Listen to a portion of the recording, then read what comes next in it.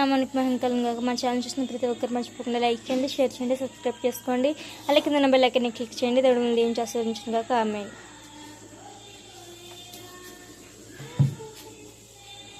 Shalom. మన ప్రభువుడు రక్షకుడైన యేసుక్రీస్తు నామములో మీ అందరికీ కూడా నా యొక్క శుభాలు తెలియజేస్తూ ఉన్నాను. ఎలా ఉన్నారు? బాగున్నారు కదా? మీరు సంతోషంగా ఉండాలని, దీవెనకరంగా ఉండాలని, ఆశీర్వాదకరంగా ఉండాలని నా ఆశ, నా కోరిక, నా ప్రార్థన. ప్రియమైన దేవుని యొక్క బిడ్డలారా, ఏది ఏమైనప్పటికీ కూడా దేవుని యొక్క దైవచనుడిగా మీ కొరకు నేను అలాగైతే ప్రార్థన చేస్తూ ఉన్నాను.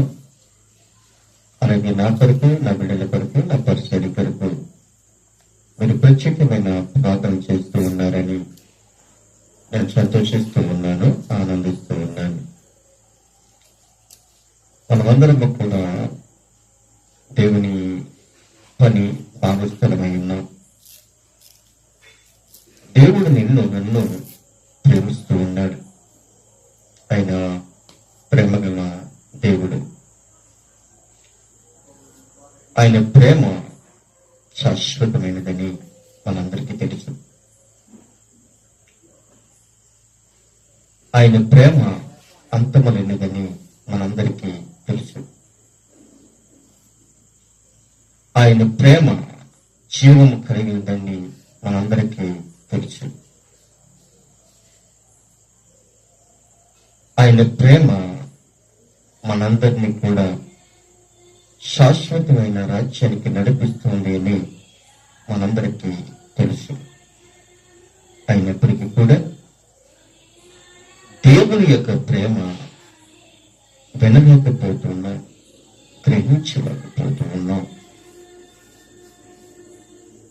దేవుని యొక్క ఆయన ఎద్దుకు రావడానికి ఆలోచిస్తూ ఉన్నాం. అయితే ప్రియమైన దేవుని యొక్క బిడ్డలారా, ప్రభువైన యేసుక్రీస్తు మాట్లాడుతూ ఉన్నాడు. భూమి ఆకాశమున గతించిపోయిననే గాని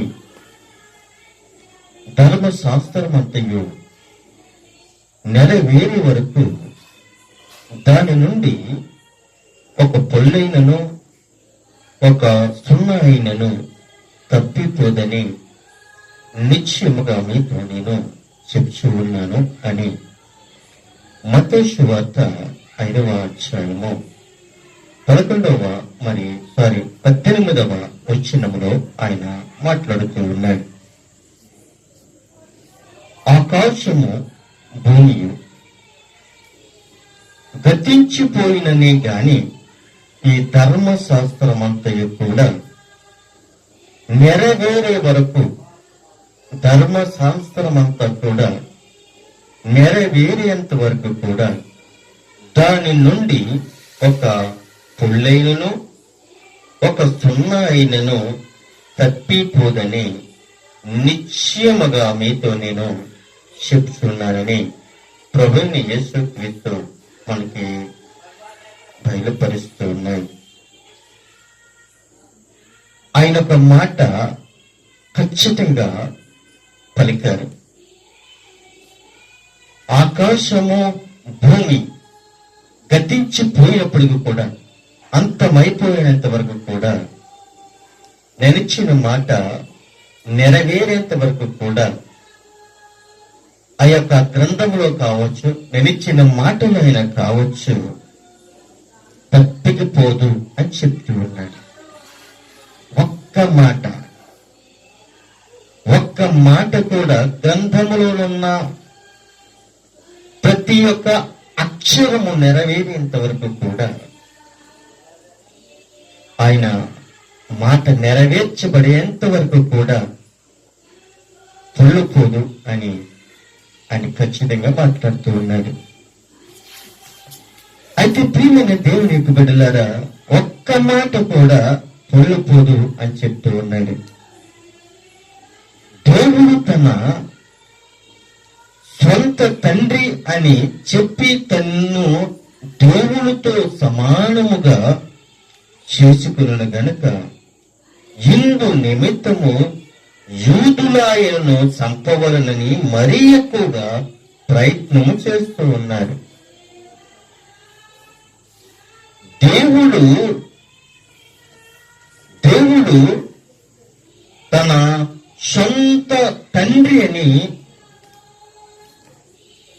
తను చెప్పుకుని దేవుడితో సమానంగా చేసుకున్నాడు. ఇందు నిమిత్తమే యూదులందరూ కూడా ప్రభువైన యేసు క్రీస్తును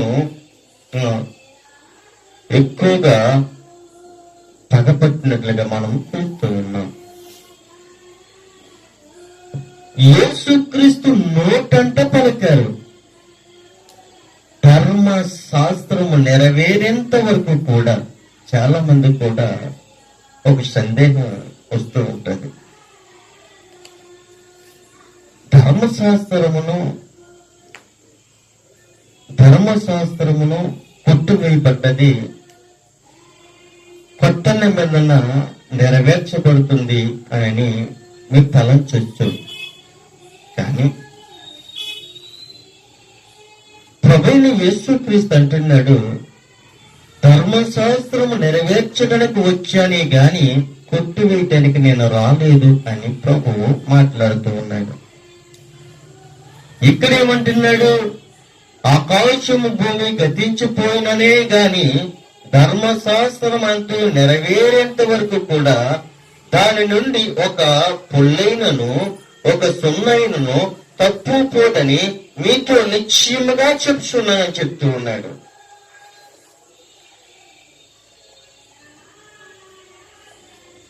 ఆయన ధర్మశాస్త్రం నెరవేర్చడానికి వచ్చానే గాని కొట్టువేయటానికి నేను రాలేదు, నెరవేర్చడానికి వచ్చానని చెప్తున్నాను.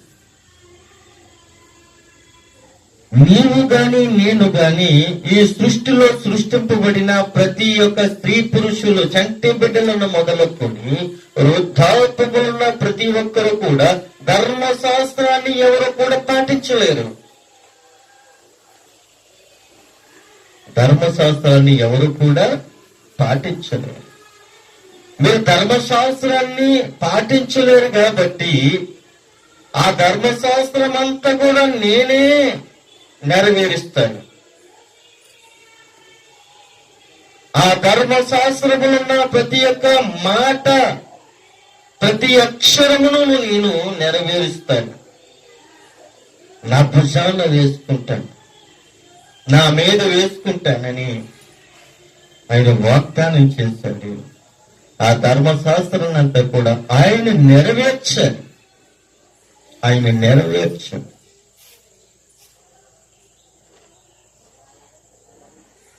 నిన్ను వలని పొరుగు వారిని ప్రేమించమన్నాడు. ప్రేమిస్తున్నామా? లేదు. ఒక చెంప మీద కొడితే రెండే చెంప చూపించండి అని అంటున్నాం. చూపిస్తున్నామా? లేదు. ఆకలి ఉన్న వారికి ఆహారం పెట్టమన్నాడు. పెడుతున్నామా? లేదు.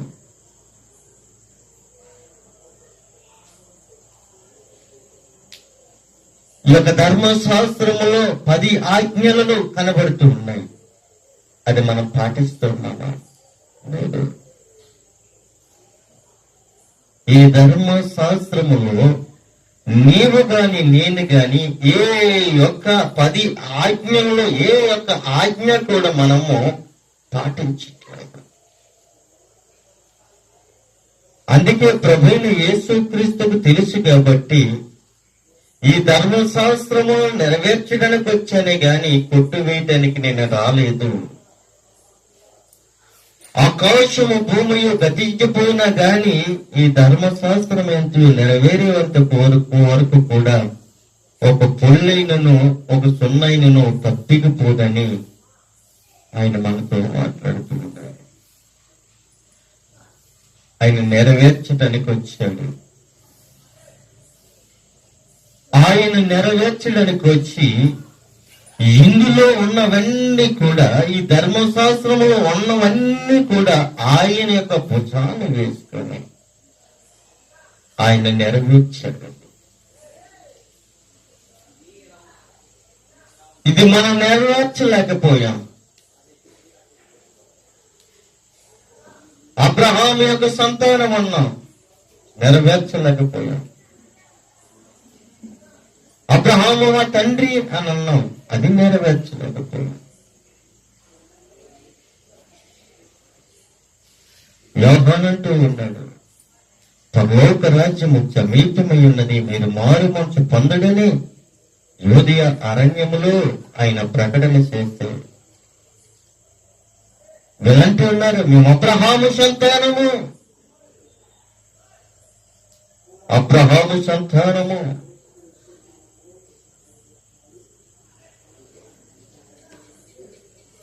అప్పుడు యోహాను అంటున్నాడు, సర్ప సంతానమా, రాబోయే ఉగ్రత నుండి తప్పించుకుని వాడు ఎవడు అని చెప్తూ ఉంటాడు. గొప్పలు చెప్పుకోవడానికి మనము చాలా ఎత్తులెత్తుతూ ఉంటాం. మా తండ్రి చీఫ్ మినిస్టర్ అయితే ఎవడుతారు, మరి ఒకడు అంటాడు మా తండ్రి ఎవరో నీకు తెలుసా, మా తండ్రి ముఖ్యమంత్రి ఎవరు కావాలి, మా తండ్రి ఎవరో నీకు తెలుసా, మా తండ్రి ఎంపీ ఎవరు కావాలి. మరి ఒకడు అంటాడు నా జోలికి వస్తున్నావు, నా తండ్రి ఎవడో నీకు తెలుసా, ఐఏఎస్ ఎవరికి కదా. ఎంపీ అయినా, ముఖ్యమంత్రి అయినా, ఐఏఎస్ అయినా, ఐపీఎస్ అయినా, ఎస్ఐ అయినా, పోలీస్ అయినా, ఎవరైనా కావచ్చు, దేవుడు నిన్ను ఆ అధికారములో నిలబెట్టాడు. కారణం ఏంటంటే ధర్మాన్ని మీరు పాటించటం, ధర్మాన్ని కాపాడడం కొరకు దేవుడు మీకు మంచి అవకాశాన్ని ఇచ్చాడు.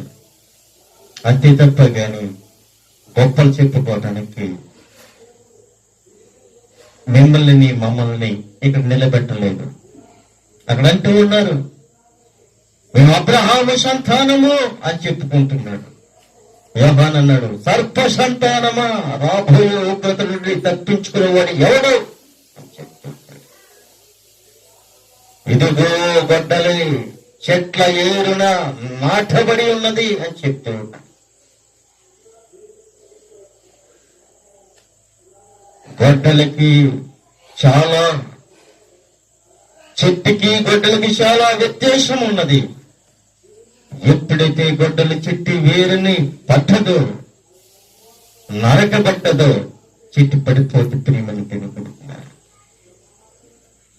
గొడ్డలి చెట్టు వేరు పక్కకి వెళ్లకుండాను కాసుకోవాలి. వాక్యమనే ఖడ్గము నీలో దూసుకుని పోవాలి గాని, వాక్యమనే ఖడ్గము అనేక మందిని బ్రతికించాలి గాని నరికి వేసే కత్తిలాగా ఉండకూడదు అని ప్రభు చెల్లిస్తున్నాడు. ప్రియమైన దేవునికి బిడ్డలారా, ఇక్కడ మనం చూసినట్లయితే ఈ ఆజ్ఞల్లో మిగిలిన అల్పమైన ఒక దానినైనా మీరు మనుషులకు అలాగ చెయ్యి, బోధించువాడు ఎవడు వాడు పరలోక రాజ్యములో మిగిలిన అల్పుడని అనబడును. అయితే వాటిని గాయకొని వాటిని బోధించు వాడు ఎవడో వాడు పరలోక రాజ్యములో గొప్పవాడవును. ప్రతి ఒక్క వాక్యము అది సజీవమైనదని,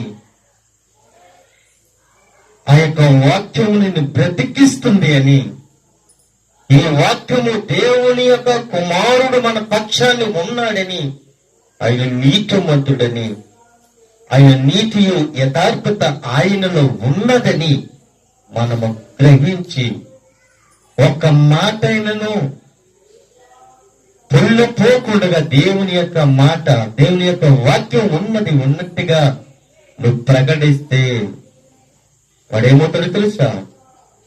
పరలోక రాజ్యములో గొప్పవాడనబడును. గొప్పవాడు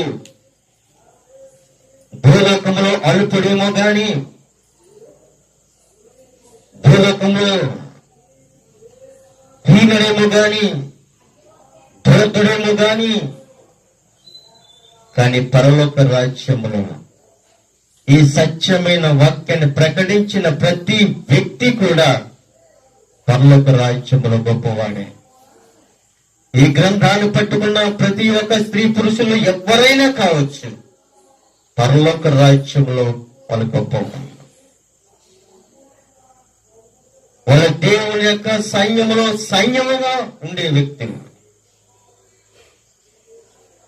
దేవుని యొక్క వాక్యము ఉన్నది ఉన్నట్టుగా నువ్వు ప్రకటిస్తే, లేనిది ఉన్నట్టుగా కాదండి, ఉన్నది ఉన్నట్టుగానే. లేనిది ఉన్నట్టుగా, ఉన్నది లేనట్టుగా కాదు అక్కడ కావలసింది. లేనిది తీసుకుని వచ్చి ఇందులో పెట్టడం కాదు, ఉన్నదన్నది తీసుకుని వెళ్ళి బయట దానిలో పెడతాం కాదు, కానీ వాక్యము ఉన్నది ఉన్నట్టుగా నువ్వు ప్రకటిస్తే పరలోక రాజ్యంలో నువ్వు గొప్పవాడు అని ప్రభు సెలవిస్తూ ఉన్నాడు. శాస్త్రుల నీతి కంటను పరిశుద్ధుల నీతి కంటని మీ నీతి అధికము కాని ఎడల మీరు పరలోక రాజ్యంలో ప్రవేశింపనేరని మీతో చెప్తూ ఉన్నాను అని చెప్తూ ఉన్నాను. శాస్త్రులేంటి, పరిశుద్ధులేంటి, వాళ్ళకి నీతి యథార్థత లేకుండా ప్రవర్తిస్తున్నారేమో, కానీ మీరు పరలోక రాజ్యంలో ప్రవేశింపరని మీతో నిశ్చయముగా చెప్తూ ఉన్నాను.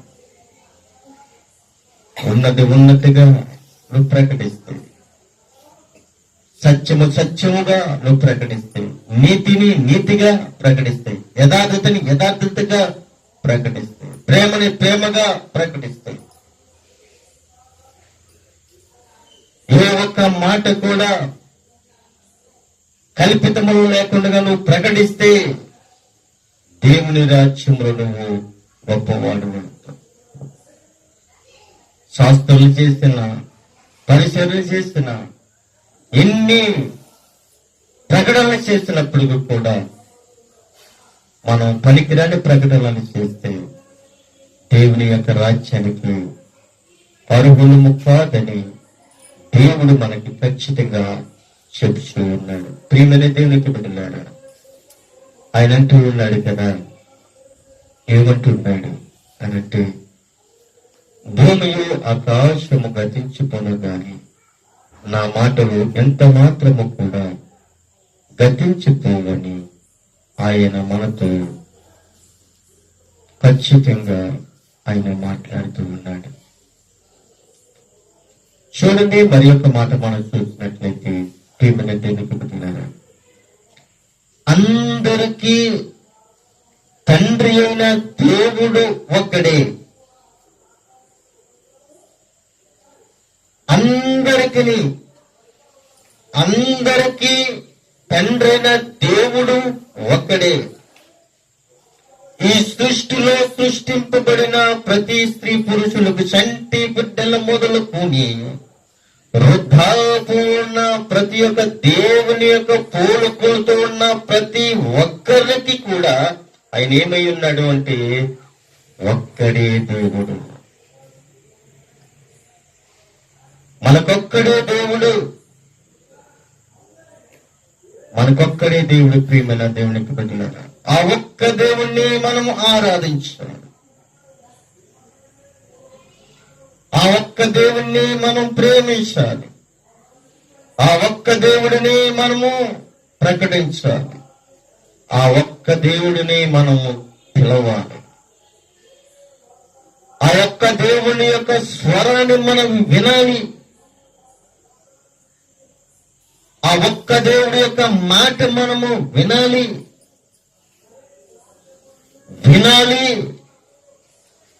ప్రకటించాలి. ప్రియమైన దేవునికి బిడ్డలారా, వినాలి, గ్రహించాలి, ప్రకటించాలి. అందరికీ తండ్రి అయిన దేవుడు ఒక్కడే. ఆయన ఏమయ్యున్నాడో తెలుసా? ఆయన అందరికీ పైగా నున్నవాడే. అందరికంటే ఆయన ఏమయ్యున్నాడు? పైనున్నవాడే. పైనున్నవాడే, అందరిలో వ్యాపించిన వాడు. మూల భాషలో మనం చూసినట్లయితే అందరి ద్వారాను అందరిలోనూ ఉన్నాడు. ఎంత చక్కని మాట. ఒక్కడే దేవుడు, ఆయన పైన ఉన్నాడు, ఆయన అందరిలోనూ ఉన్నాడు. 3 విషయాలు అక్కడ కనబడుతున్నాయి. ఒక్కడే దేవుడు, ఆయన పైన ఉన్నాడు, ఆయన అందరిలోనూ ఉన్నాడు. కానీ ఆయన అందరిలో ఉన్నప్పటికీ కూడా, ఆయన అందరినీ ప్రేమించినప్పటికీ కూడా మనం ఏం చేస్తున్నామో తెలుసా? కొందరు ప్రేమిస్తున్నారు, కొందరు ద్వేషిస్తూ ఉన్నారు. కొందరు వెలుగుని ప్రేమిస్తున్నారు, కొందరు చీకటిని ప్రేమిస్తూ ఉన్నారు. ఆయన అందరిలో ఉన్నాడు, అందరినీ సమానంగా చూస్తున్నాడు, అందరికీ సమానంగా భోజనం పెడుతున్నాడు, అందరికీ సమానంగా ఆయన స్వస్థపరచాలని ఇష్టపడుతూ ఉన్నాడు, అందరికీ మంచి ఆయుష్ను ఇవ్వాలని ఆయన ఇష్టపడుతూ ఉన్నాడు. కానీ కొందరే కోరుకుంటూ ఉన్నాడు. ఎందుకనంటే ప్రియవంతునికి పెట్టారా, ఆయన ఒక్కడే దేవుడు. ఆయన ప్రేమించేవారు ఎవరు లేరు, ఆయన ఆదరించేవారు ఎవరు లేరు, ఆయన గౌరవించేవారు ఎవరు లేరు, ఆయన పిలిచేవారు ఎవరు లేరు, ఆయన ప్రకటించేవారు ఎవరు కనబడటం లేదు. కారణం ఏమిటి అంటే వారికి వారినే ప్రేమించుకుంటున్నారు, వారికి వారినే పొగుడుకుంటున్నారు, వారికి వారినే ప్రకటించుకుంటున్నారు, వారికి వారినే పొగుడుకుంటున్నారు, వారికి వారినే హెచ్చించుకుంటున్నారు, వారికి వారిని హాని చేస్తున్నారు. అందుకే ఆయన అందరిలో ఉన్నప్పటికీ కూడా ఆయన తప్పుకోవడానికి కారణం ఏమిటి అంటే, కాని పనులు చేస్తున్నప్పుడు ఆయన ఒప్పుకుంటున్నాడు. అది ఆయనకి ఇష్టమైన పనులు చేస్తే ఆయన గొప్ప కార్యములు చేస్తాడు. ఆయనకి వ్యతిరేకంగా తిరిగితే ఆయన మనలో నుండి బయటికి వెళ్ళిపోతాడు. ఆయన అందరిలో ఉన్నవాడు. ప్రియమైన దేవునికి బిడ్డలారా, అయితే మనలో ప్రతి వాణిని క్రీస్తు అనుగ్రహించు వరము యొక్క పరిమాణము చెప్పున కృప ఇయ్యబడిను. అందుచేత ఆయన ఆరోహణమైనప్పుడు చెరగా పట్టుకుని పోయి మనుషులకు ఈవులను అనుగ్రహింపవలనని చెప్పబడి ఉన్నది. అయితే ఆరోహణమైన అనగా ఆయన భూమి యొక్క క్రింద భాగములకు కొన్ని ప్రాచీన ప్రకృతులు మొదట అని కూర్చబడి ఉన్నది. దిగినని అర్థమిచ్చుచున్నది కదా అని అన్నాడు. ప్రభు చదివిస్తూ ఉన్నాడు. ఆయన ఎక్కడికి వెళ్ళినట్లుగా కనబడుతున్నాడు? భూమి యొక్క కింద భాగములోకి వెళ్ళాడంట. ఆయన చెరగా ఎత్తుకుపోవటమే కాదు గాని ప్రభువైన యేసుక్రీస్తు ఎక్కడికి వెళ్ళాడు అంటే భూమి క్రిందకి వెళ్ళినట్లుగా మనం చూస్తూ ఉన్నాం. ఆయన పైన ఉన్నాడు,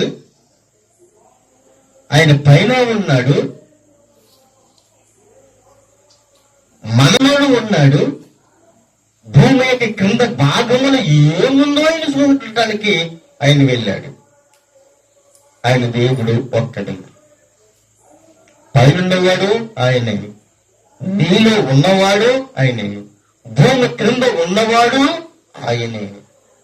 ఈ భూమి కిందకి వెళ్ళటానికి కారణం ఏమిటి అని అంటే, భూమి యొక్క అడుగు భాగములో పాతాళం ఉంది.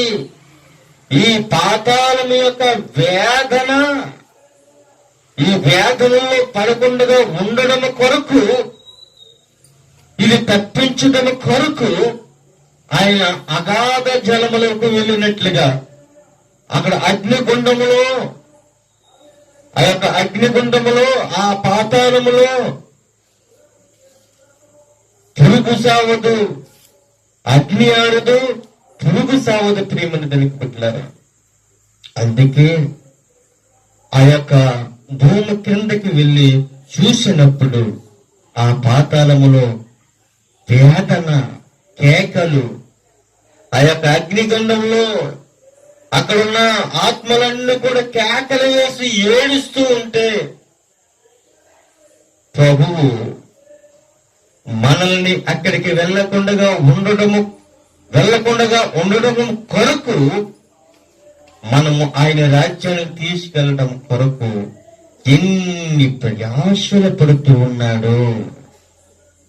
ప్రేమగా దేవునికి పెట్టుకున్నాడు. దేవుడు ఒక్కడే, ఆ ఒక్క దేవుడే పైన ఉన్నాడు, ఆ ఒక్క దేవుడే నీలో ఉన్నాడు. అయితే ప్రతి ఒక్కరిలోని ఆయన యొక్క ఆత్మ ఉన్నదని మనము గ్రహించాలి. మనమందరము విశ్వాస విషయములోను, దేవుని కుమారుని కూర్చిన జ్ఞాన విషయములోను ఏకత్వము పొంది సంపూర్ణ పురుషులకు వరకు, అనగా క్రీస్తులకు కలిగిన సంపూర్ణతకు సమానమైన సంపూర్ణత కలవారు వరకు ఆయన ఇలాగును నియమించెను. పరిశుద్ధులు సంపూర్ణమగునట్లు క్రీస్తు శరీరము క్షమాభివృద్ధి చెందుటకును పరిచర్య ధర్మము జరిగించుటకును ఆయన కొందరిని అపోస్తులుగాను, కొందరిని ప్రవక్తలుగాను, కొందరిని సువార్తికులుగాను, కొందరిని కాపురులుగాను, కొందరిని ఉపదేశులుగాను నియమించి ఉన్నాడు. ప్రియమైన దేవునికి విడినారు. ప్రతి ఒక్కరిని కూడా ఆయన నియమించుకున్నాడు. అపోస్తులుగాను, ప్రవక్తలుగాను, సువార్తికులుగాను, కాపరులుగాను, ఉపదేశులుగాను ఆయన నియమించుకున్నాడు. ఈ లోకంలో ప్రతి ఒక్కరూ కూడా ప్రవక్తలుగా ఉండడానికి అయినను, సువార్తలుగా ఉండడానికి అయినను, కాపరులుగా ఉండడానికి అయినను, ఉపదేశాలుగా ఉండడానికి అయినను, అపోస్తులుగా ఉండడానికి అయినను మనకు మనం వచ్చిన వారు కాదు. దేవుడు ఏర్పరచుకుంటే, ఏకైక దేవుడు ఏర్పరచుకుంటే, పైన దేవుడు ఏర్పరచుకుంటే, నీలో ఉన్నవాడు ఆయన ఏర్పరచుకున్నాడు. కాబట్టి ఆయన మనందరినీ కూడా ఆయన ఏర్పరచుకున్నాడు. ఎందుకో తెలుసా? ఆయన ప్రజలని ఆయన వైపుకి నడిపించడానికి ఇంతమందిని ఆయన ఏర్పరచుకున్నాడు. ప్రియమైన దేవునికి పెట్టినాడు. ఆయన అందరినీ ఒకే తాడు మీద నడిపించటానికి, ఒకే మార్గంలో నడిపించటానికి ఆయన మనల్ని గొప్ప మార్గములో ఆయన ఏర్పరచుకున్నాడు. మనల్ని గొప్ప యాజకులుగాను, గొప్ప కాపరులుగాను ఆయన మనల్ని నియమించుకున్నాడు. ఆ నియమించుకున్న మార్గములో మనము కూడా బాలభాగస్తులై ఉండాలని మీకు నేను తెలియపరుస్తూ ఉన్నాను. చూడండి ప్రియమైన దేవునికి బిడ్డలారా, కీర్తన గ్రంథము 82వ అధ్యాయము 6వ వచనంలో చూసినట్లయితే, మీరు దైవములనియు, చూడండి, మీరు దైవములనియు మీరందరూ సర్వోన్నతని కుమారులనియు నేనే సెలవిచ్చుచున్నాను అని అంటున్నాడు. సర్వోన్నతి కుమారులనియు నేనే సెలవిచ్చుచున్నాను అని అంటున్నాడు. మనం ఎవరు కుమారులము? సర్వోన్నతమైన కుమారులము, సర్వోన్నతిని కుమారుడు. సర్వ సృష్టికి ఆది సంభూతుడైన దేవుని కుమారులము కుమార్తెలమై ఉన్నామని ఇక్కడ ప్రభు సెలవిస్తూ ఉన్నాడు. అయితే మనం ఎవరము అని ఒకసారి మీరు ప్రశ్నించుకోవచ్చు. మనం ఎవరు కుమారులము అనంటే మనము దేవుని యొక్క కుమారులము.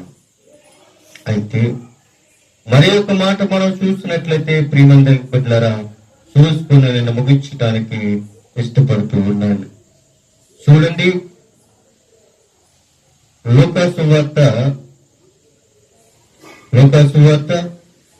3వ అధ్యాయము, లూకాసు వార్త 3వ అధ్యాయము 38వ వచనములో మనం చూసినట్లయితే అక్కడ కొన్ని మాటలు మనకి కనబడుతున్నాయి. కేయినాను ఎనోషుకు, ఎనోషు షేతుకు, షేతు ఆదాముకు, ఆదాము దేవుని కుమారుడు. చూడండి ప్రియమైన దేవునికి బిడ్డలారా, ఆదాము ఎవరి కుమారుడు? ఆదాము ఎవరి కుమారుడు? దేవుని కుమారుడు అంటారు. అంటా కాదు, దేవుని కుమారుడు. కేయినాను ఎనోషుకును, ఎనోషు షేతుకును, షేతు ఆదామునకును, ఆదాము దేవునికి కుమారుడు.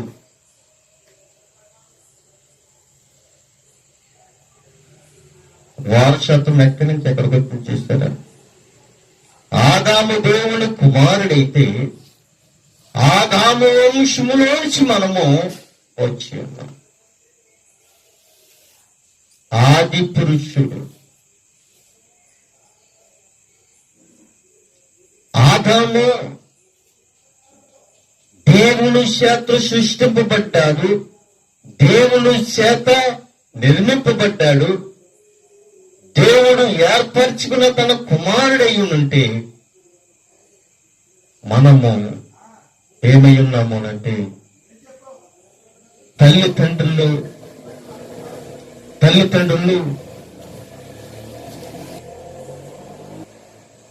అయితే ఆదాము దేవుని కుమారుడైతే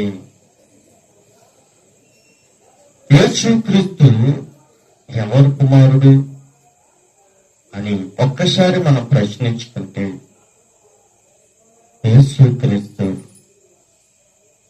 యేసుకు మరియలకు మంచి కుమారుడు. ఆదాము దేవుని చేత సృష్టింపబడి ఏర్పరచబడి ఉన్న దేవుని కుమారుడైతే ఆ దేవుడు పరలోకం వీడి భూలోకానికి ఒక మానవుడిగా శరీరమును దాచి ఈ భూలోకమును ఒక మానవాడిగా సృష్టింపబడి మన మధ్యను నివసించి 33.5 సంవత్సరములు మనతోటే ఉన్నాడు. అయితే యేసుక్రీస్తు ప్రభువారు 30 సంవత్సరాలు తన తల్లిదండ్రులతో ఉండి తన తండ్రి చేసిన బాధ్యతను ఆయన తీసుకున్నాడు. యేసుకు వడ్రము పని చేసే వ్యక్తి. యేసుక్రీస్తు కూడా తన తండ్రి చేసిన పని ఆయన కూడా చేశాడు. 30 సంవత్సరాలు తన కుటుంబాన్ని పట్టుకుని తన యొక్క తండ్రి యొక్క బాటలో నడిచాడు. తన బాధ్యతను నెరవేర్చాడు తండ్రి మరి. కానీ పరలోకములో ఉన్న తండ్రి యొక్క నెరవేర్చబడాలని ఆయన ఒక బాధ్యతను మరి యొక్క బాధ్యతను తీసుకుని తన తండ్రి యొక్క బాధ్యతను తీసుకుని 3.5 సంవత్సరంలో గొప్ప అద్భుతమైన స్వార్థను ప్రకటించి స్వస్థతలు, అద్భుత కార్యాలు, సూచక్రియలు, చనిపోయిన వారిని లేపి ఆయన చనిపోయి తిరిగి 3వ దినాన లేచిన ఏకైక దేవుడు ఎవరైనా ఉన్నారు అని అంటే నా ప్రభువైన యేసు క్రీస్తే. నిన్ను నన్ను చీకటిలోనికి వెళ్ళిపోకుండా వెలుగులోనికి నడిపించటానికి ఎన్నో ప్రయత్నములు చేసి మంచి మార్గమును మనకిచ్చి మంచి మార్గాన్ని సలానము చేసి, నేనే మార్గం, సత్యం, జీవం, నా ద్వారా కానీ తప్ప ఇంకెవరునూ తండ్రి యొద్దకు చేరడు, నేనే మీకు మంచి మార్గాన్ని మనకిచ్చి ఆయన పరలోక రాజ్యం వెళ్ళిపోయారు. ఎలాగైతే వెళ్తున్నానని చెప్పాలో తిరిగి అలాగే రాబోతున్నానని ఆయన ఖచ్చితంగా వాగ్దానం చేశాడు. ఆయన వాగ్దానాన్ని నెరవేర్చాడు, గ్రంథాన్ని నెరవేర్చాడు. ఈ గ్రంథం మనకిచ్చాడు. ఈ గ్రంథము పట్టుకున్న ప్రతి ఒక్కడు కూడా వెనకడు వేయకుండా ప్రకటించి అనేక మంది ప్రజలను నడిపిస్తే దేవుని యొక్క రాజ్యాన్ని యావత్తు భారతదేశంలో ఉన్న ప్రతి ఒక్కరు కూడా అందరము దేవుని యొక్క పిల్లలైతే దేవుడు ఎంత సంతోషిస్తాడో తెలుసా, ఎంత ఆనందిస్తాడో తెలుసా. ఈ భూమి అంతమైపోకుండా ఉండడం కొరకు ఇంకా ఆయన యొక్క ప్రేమ నిలిచింది. ఎందుకో తెలుసా, అందరూ రక్షింపబడాలి. అందరూ నా పిల్లలే. ఈ పిల్లలందరూ కూడా నరకానికి పోకూడదు, రాజ్యానికి రావాలి, పరలోక రాజ్యానికి రావాలని ఒక సంకల్పంతో ఆయన ప్రేమ మనలో ఉంచాడు. ఆయన పైన ఉన్నవాడు, ఆయన అందరిలో ఉన్నవాడు, నీలోనూ ఉన్నాడు, నాలోనూ ఉన్నాడు, అందరిని ప్రేమిస్తున్నాడు. ఆయన ప్రేమ శాశ్వతమైన తెలియపరుస్తూ నా మాటలు ముగిస్తున్నాను. కొద్ది మాటలు దేవుడు గాక. ఆమేన్.